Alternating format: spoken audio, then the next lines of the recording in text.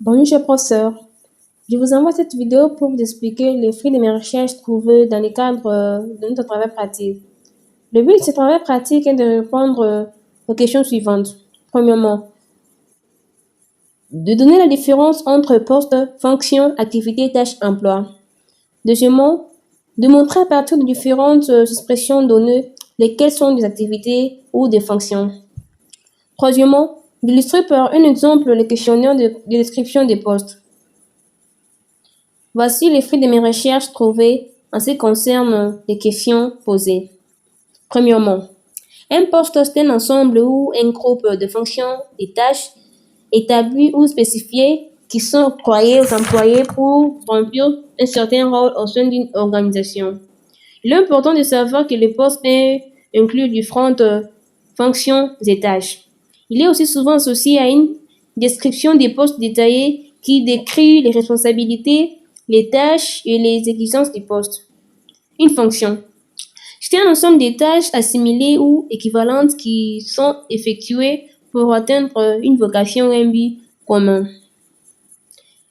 Les fonctions sont regroupées ou disséminées en départements ou en services au sein d'une organisation. Activité est une action ou ensemble d'actions et tâches de même nature qui ont pour objectif de réaliser un ajout de valeur dans le cadre d'un travail. Les fonctions peuvent inclure différentes étapes ou actions. Tâche.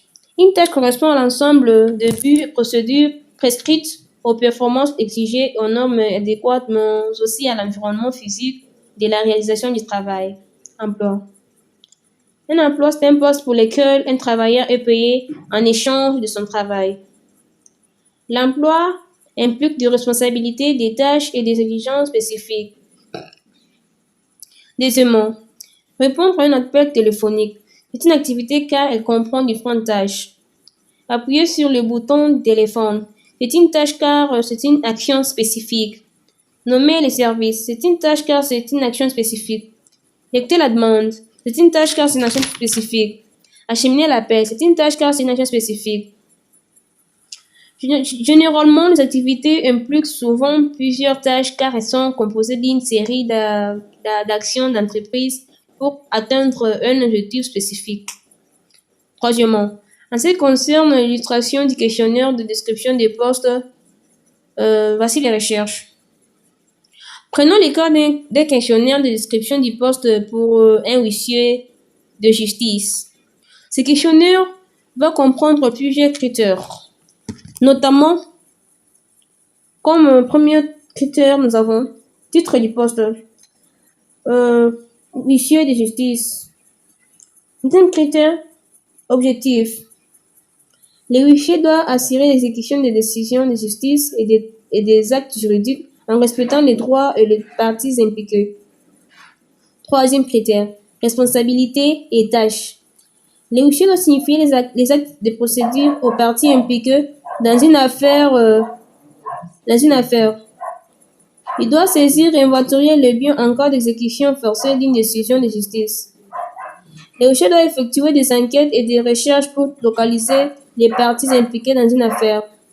Il doit rédiger des rapports d'activité et des comptes rendus d'émission pour le tribunal et les clients. Il doit assurer le suivi des dossiers juridiques et des évolutions des affaires. Il doit préparer les procès-verbaux de constat et les rapports d'expertise. Il doit conseiller les parties impliquées dans une affaire sur les procédures légales et les recours possibles. Il doit assurer le respect des délais et des procédures légales.